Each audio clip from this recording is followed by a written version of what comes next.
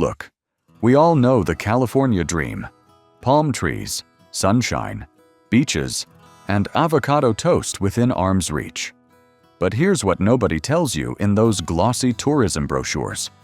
Buying a home in the Golden State can sometimes feel less like a dream and more like a financial horror movie. With the median home price hitting $884,050 in July this year, California has officially entered the territory that makes your parents' mortgage payment look like pocket change. But here's the kicker. Some California cities are even worse investments than others.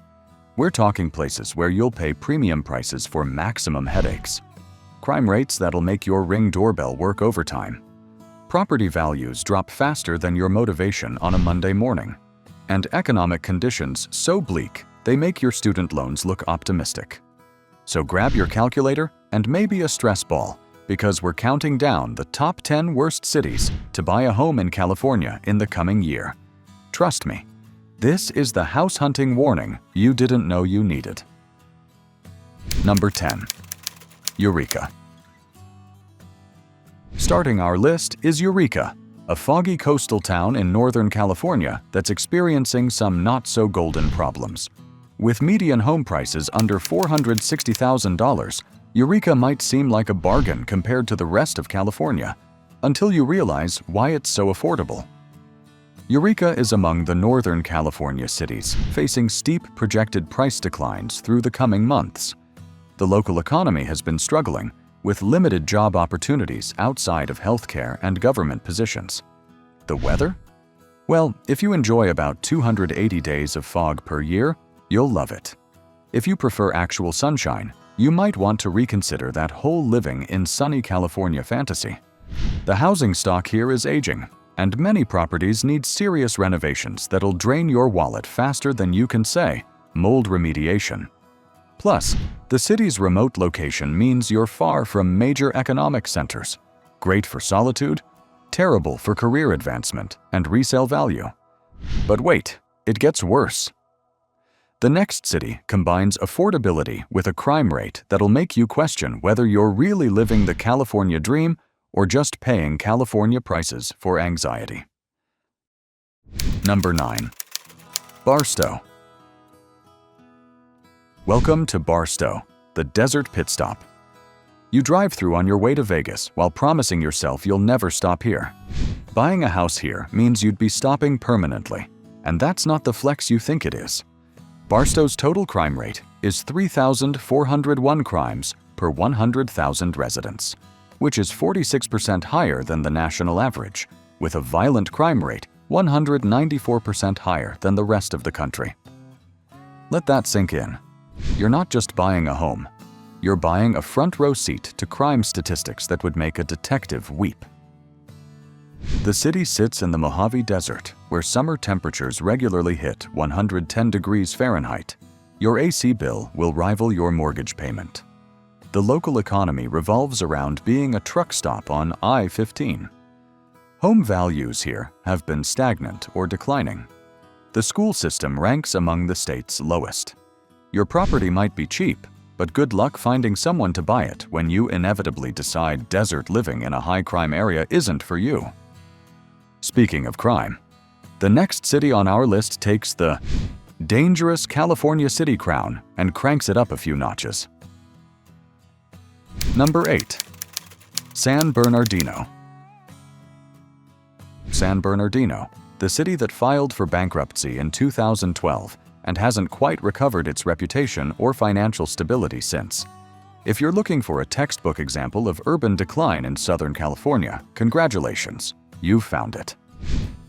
San Bernardino recorded 145 gun-related incidents, and the city consistently ranks among California's most dangerous.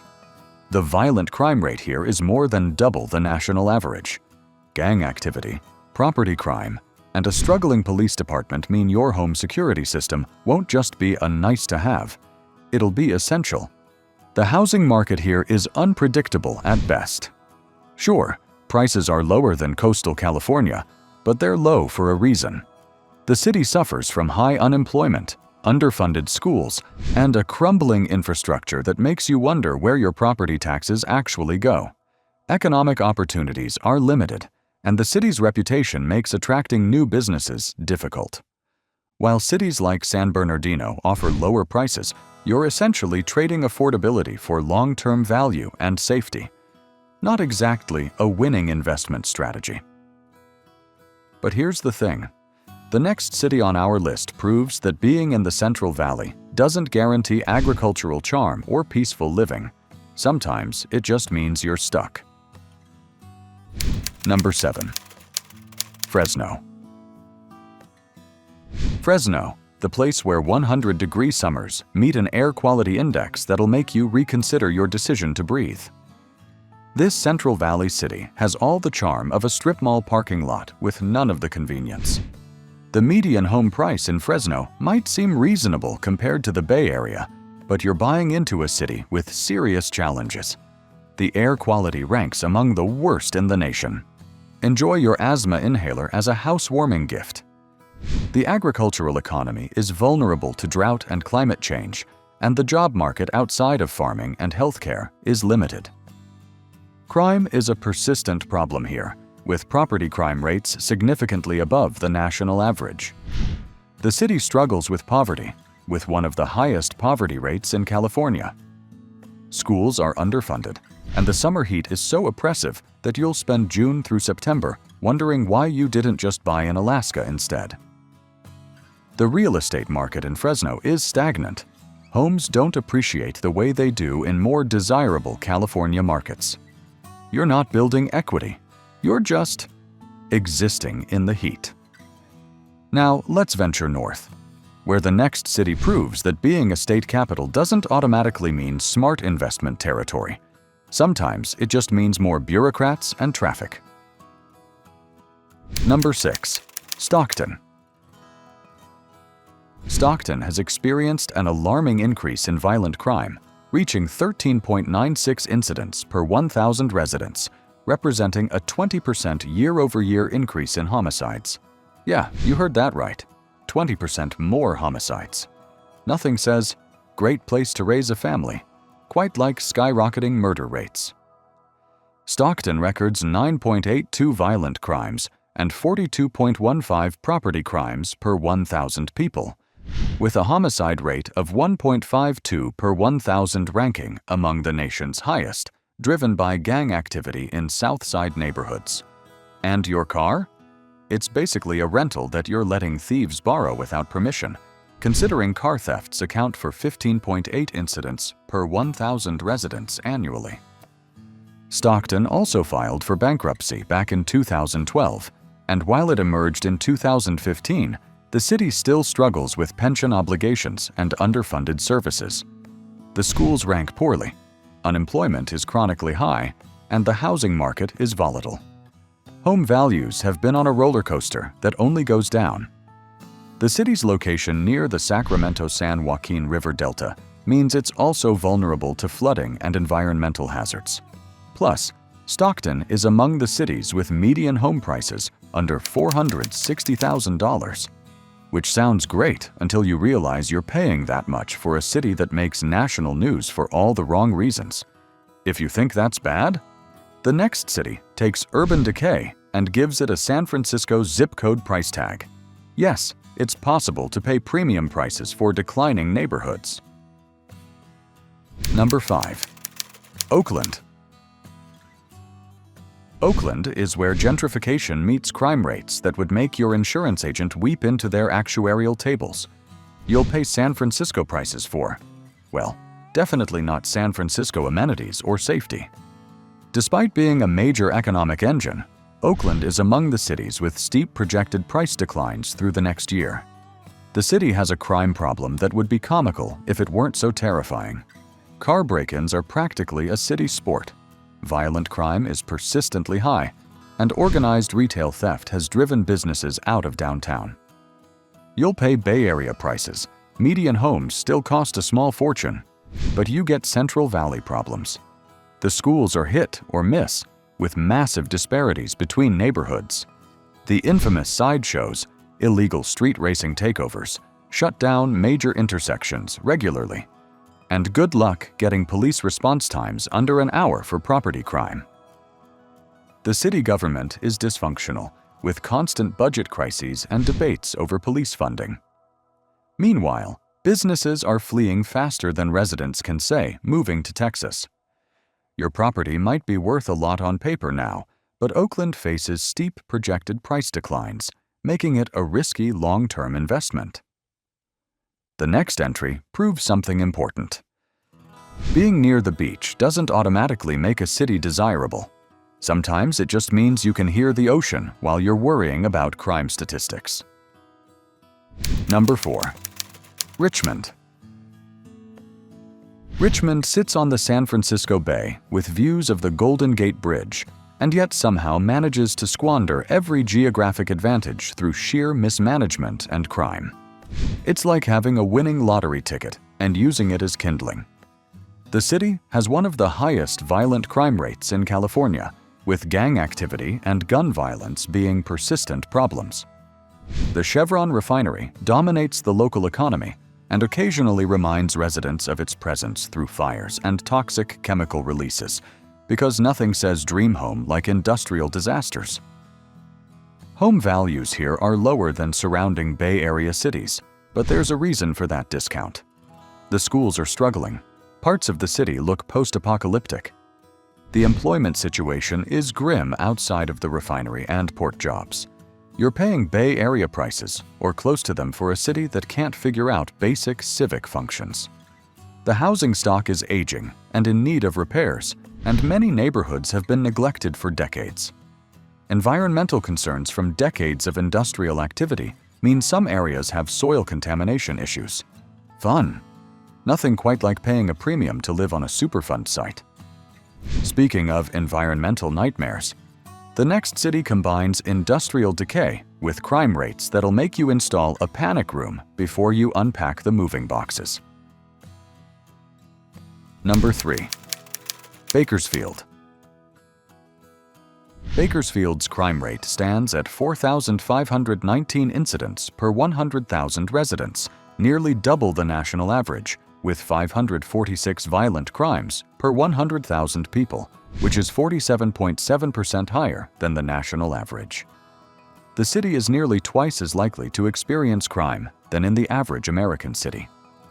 Located in the southern Central Valley, Bakersfield combines the worst of inland California living: brutal heat, terrible air quality, limited cultural amenities, and an economy heavily dependent on oil extraction and agriculture, two industries facing uncertain futures. The air quality is among the worst in the nation, consistently failing federal standards and giving residents higher rates of asthma and respiratory problems. Bakersfield is among the cities where median home prices are under $460,000, and that's not because it's some hidden gem waiting to be discovered. It's because nobody who has other options wants to live there. The schools rank poorly, traffic is surprisingly bad for a city of its size, and the summer temperatures regularly exceed 105 degrees Fahrenheit. The housing market here is stagnant, and homes don't appreciate significantly. You're not building wealth, you're just slowly getting baked in the valley heat while wondering if that's gunfire or fireworks. And now we're entering truly dire territory. The next two cities aren't just bad investments, they're financial disasters with zip codes. Number 2. Compton. Compton has been trying to shed its reputation for decades, but reputation aside, the numbers don't lie, and they're not pretty. While the city has made some improvements, it still faces enormous challenges that make it a terrible place to invest your life savings. The violent crime rate remains significantly above the national average, gang activity persists, and property crimes are rampant. The schools are among the lowest performing in the state, and the unemployment rate consistently exceeds both county and state averages. Even the infrastructure is crumbling, with streets full of potholes and aging public facilities. Home values here are lower than surrounding Los Angeles County areas, but the gap is narrowing as you're paying more for roughly the same problematic living conditions. The city struggles with blight. with numerous abandoned properties and poorly maintained buildings. Economic development is slow, and businesses are reluctant to invest in the area. New buyers can expect to pay more than twice as much in property taxes compared to typical long-time homeowners in many of California's largest cities, and this applies to Compton as well. You'll be paying significantly more in property taxes than your neighbors who bought decades ago, thanks to California's Proposition 13 system. The area is also vulnerable to spillover crime from neighboring cities, and the proximity to other high-crime areas creates an environment where real improvement seems perpetually out of reach. Buying here isn't investing in a home, it's throwing money into a pit and hoping it magically transforms into gold. And finally, the absolute worst city to buy a home in California in the months and year to come. It's San Francisco at number 1. The worst city to buy a home in California isn't some struggling Central Valley town or high-crime Los Angeles suburb. It's San Francisco, the city that somehow convinced people that paying $1.5 million for a 700-square-foot condo is a steal. The median home price in San Francisco remains astronomical. We're talking well over $1 million for a basic home.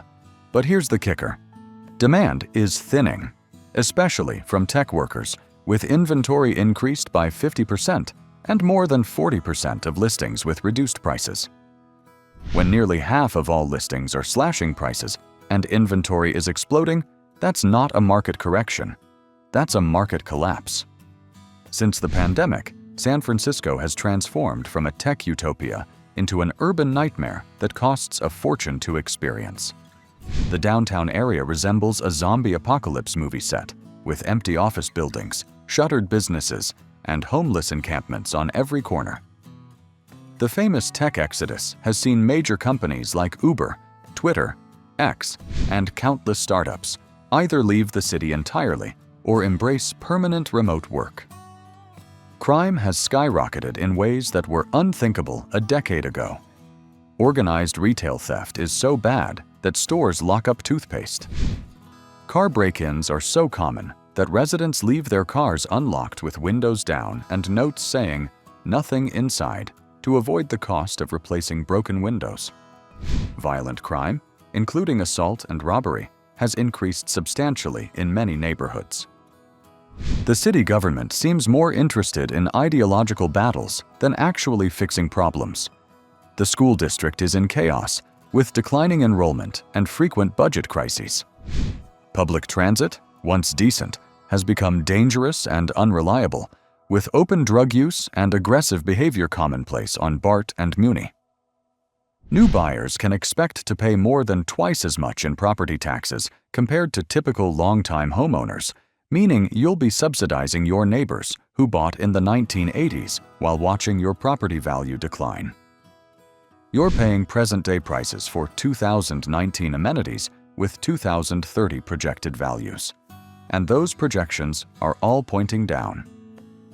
The real estate market is oversaturated with sellers desperate to escape. Median home prices sit at roughly $767,000 in some Bay Area markets, but in San Francisco proper, you're still looking at 7 figures for anything remotely livable, and you'll be competing with motivated sellers who are dropping prices monthly. The coup de grace? Payments for a mid-tier home in California were over $5,900 per month 15 weeks ago, and in San Francisco, you can easily double that for a house that would be considered a teardown in most other states. You're not buying a home.